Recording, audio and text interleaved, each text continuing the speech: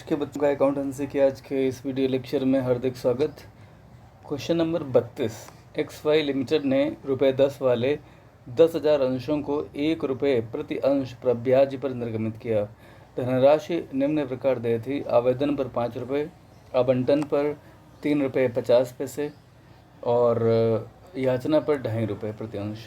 15,000 अंशों के लिए आवेदन पत्र प्राप्त हुए। 2,500 अंशों के प्रार्थियों को कोई भी अंश आवंटित नहीं किया गया, अर्थात उनका पैसा वापस कर दिया गया होगा। आप सभी को पता है कि जब पैसा मिलता है तब हम bank account debit to equity share application entry करते हैं, और अगर हमें वही एप्लीकेशन मनी वापस करनी पड़े तो equity share application account debit to bank account किया जाता है। ये 2,500 अंशों का ₹5 के हिसाब से कितना होगा, 12,500 ये वापस कर दिया जाएगा क्योंकि उनकी धनराशि लौटा दी गई है। शेष आवेदकों को अनुपातानुसार आवंटन किया गया।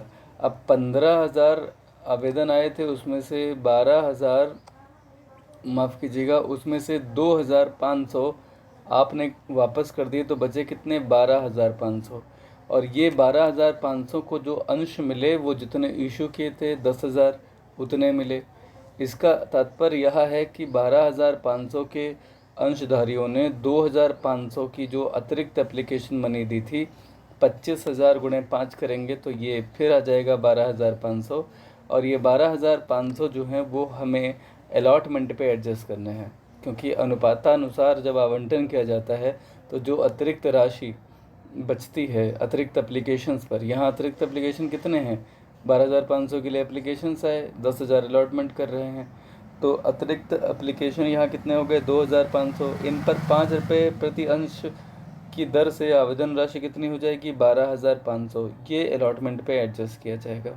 ठीक, फिर शेष आवेदकों को अनुपातानुसार आवंटन आपने कर ही लिया। मिस्टर जेड हैं जिनको 50 अंश आवंटित किए गए थे, और आवंटन एवं याचना राशि पर इन्होंने देय राशि का भुगतान नहीं किया है।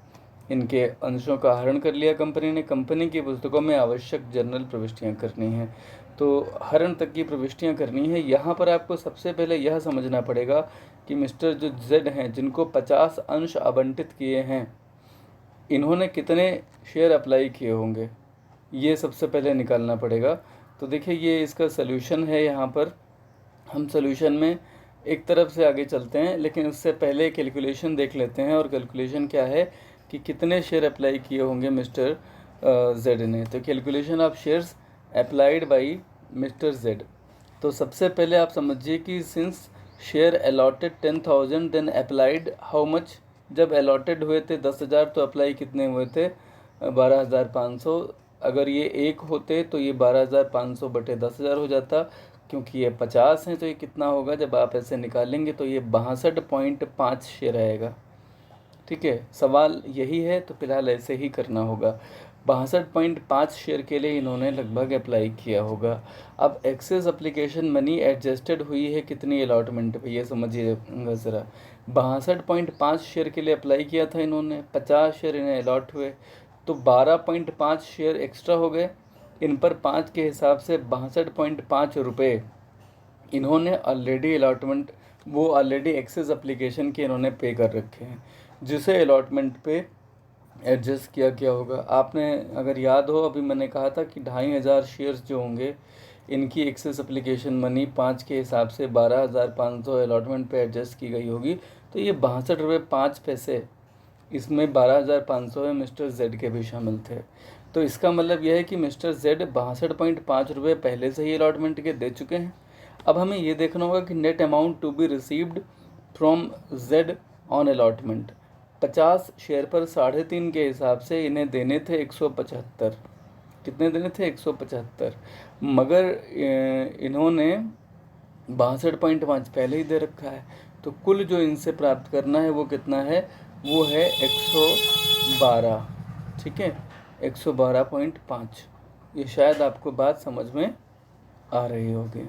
ठीक है, तो 112.5 है वो जो नहीं मिला है इनसे। तो एक तरफ से अब हम आगे बढ़ते हैं। सबसे पहले हम 15,000 शेयर पर एप्लीकेशन मनी प्राप्त करेंगे, 5 के हिसाब से 75,000।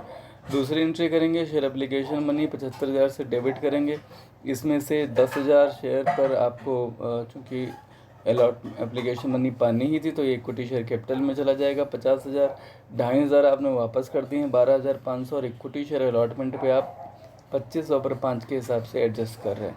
For application money transfer to equity share capital account excess 2,500 shares return, तो excess money on 2,500 shares returned and rupees and 2,500 shares utilized for allotment, utilized on allotment कर लीजिए, ठीक है। तो ये आप समझ गए होंगे। फिर क्या होगा, अलॉटमेंट मनी ड्यू करेंगे। अलॉटमेंट पर आपको पता है 2.5 रुपये तो आपके कैपिटल के हैं और 1 रुपया प्रीमियम का है। टोटल शेयर 10,000 हैं, तो इक्विटी शेयर अलॉटमेंट कितने से आएगा, 10,000 गुणे 3.5, ये हो जाएगा 35,000। इक्विटी शेयर अलॉटमेंट कैपिटल 10,000 गुणे 2.5, 25,000। सिक्योरिटीज़ प्रीमियम रिजर्व, ये खातों का नाम है। जितने भी नाम लिखते हैं ये हमेशा ध्यान रखिए, हमेशा कैपिटल लेटर से लिखेंगे, जैसे securities premium reserve, equity share capital, ये सब नाम है। और नाम में जैसे किसी का नाम मान लेते हैं, कोई भी नाम ले लीजिए, मान लिया किसी का नाम विजय कुमार शुक्ला है, तो वी का बी बड़ा होगा, है ना, ऐसे ही के बड़ा होगा और एस बड़ा होगा, इस तरह से नाम लिखे जाते हैं। तो ये थोड़ा सा देख लेंगे। तो ये एंट्री फ़िलहाल आपको समझ में आ गई होगी, ये ड्यू की एंट्री है। जो 4th एंट्री होगी वो होगी अलॉटमेंट मनी पाने की, एंट्री नंबर 4th। और इसमें एंट्री क्या होगी, bank account debit to equity share allotment. देखिए 35,000 पाने थे, जिसमें से 12,500 अलॉटमेंट के पहले ही पा चुके हो, और मिस्टर जेड के 112.5 ये नेट आपको अभी रिसीव करने थे जो नहीं मिले। तो जो मिला है वो कितना हो जाएगा, जो मिला है वो हो जाएगा 22,388.5, ठीक है, 22,387.5 होगा। ये यहाँ थोड़ा सा गलत हो गया है, 22,387.5, इसे सही कर लीजिएगा। 22,387.5, तभी तो 112 आप इसमें जोड़ेंगे तो सही से आएगा, ठीक है। सही रकम क्या होगी, 22,387.5, ओके। फिर उसके बाद में आप इतनी रिसीव कर लेंगे। For allotment money received except on 50 shares of mister Z, ऐसे लिख सकते हैं। फिर आप फर्स्ट कॉल मनी ड्यू करेंगे, ये 10,000 पर 2.5 रुपये के हिसाब से हो जाएगी। जब आप रिसीव करेंगे तब कितना रिसीव करेंगे, यहाँ पर थोड़ा सा देख लीजिए, हाँ अमाउंट सुधरेगी। रिसीव करने में यहाँ कोई दिक्कत नहीं है, ये 24,875 ही होंगे, बिल्कुल सही है। अब जब आप हरण की एंट्री करेंगे तो हरण की एंट्री होगी इक्विटी शेयर कैपिटल अकाउंट, कितना, ये होगा 50 गुणे 10, क्योंकि कैपिटल तो पूरा मांगा जा चुका है 10 रुपया, 50 शेयर हैं तो ये 500 हो जाएगा। सिक्योरिटी प्रीमियम रिजर्व भी अलॉटमेंट में था, वो भी पूरा मिला नहीं, तो आप इसे भी 50 से कर सकते हैं डेबिट। एक तरीका और भी है कि ये जो 112.5 इनसे 62.5 इनसे मिल चुके थे, अगर आप चाहें तो ये मान चल सकते हैं कि इसमें से 50 रुपये प्रीमियम के मिल गए हैं।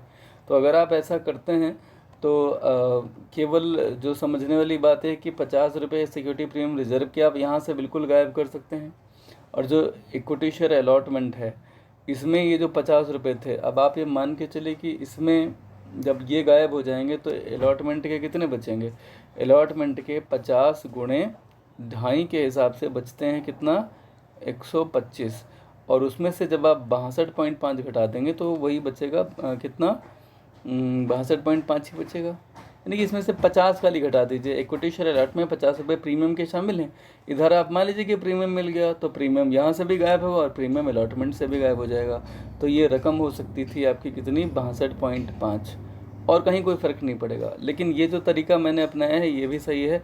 आपने यहाँ पर क्या मान लिया है, आपने यहाँ पर ये मान लिया है कि अलॉटमेंट मनी जो है वो मिली ही नहीं है, और उस पर था प्रीमियम, तो प्रीमियम भी नहीं मिला। जो नहीं मिलता है प्रीमियम तो हम उसे करते हैं डेबिट, हमने यहाँ कर दिया है डेबिट सिक्योरिटी प्रीमियम रिजर्व 50 से।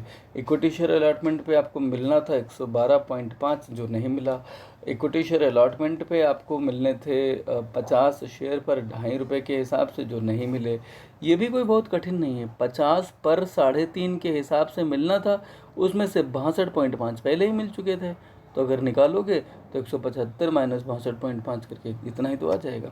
शेयर फॉरफीचर कितना हो, देखो 62.5 शेयर के लिए इसने अप्लाई करा था 5 के हिसाब से, तो इसने 312 रुपये 5 पैसे दिए थे, कुल मिला करके 312 रुपये 50 पैसे।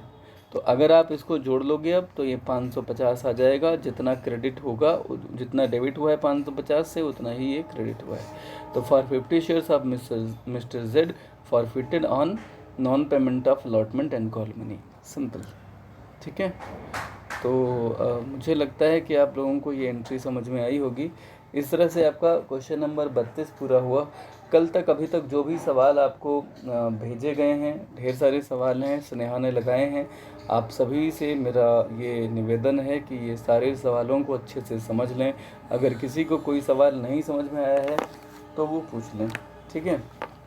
इसके बाद में जो आपके सवाल हैं वो जो अभी होने थे वो थे बोनस अंश वाले। 43 और 44 दोनों सवाल आपको पहले से ही भेजे जा चुके हैं। जो पूर्वाधिकार अंशों के शोधन संबंधी सवाल हैं वो आपके सिलेबस में है नहीं, वो हटाए जा चुके हैं, इसलिए आप उनको बिल्कुल भी टेंशन में नहीं लेंगे। ये बाद वाले सवाल वैसे ही हैं, 50 तक के सवाल जो हैं बेसिकली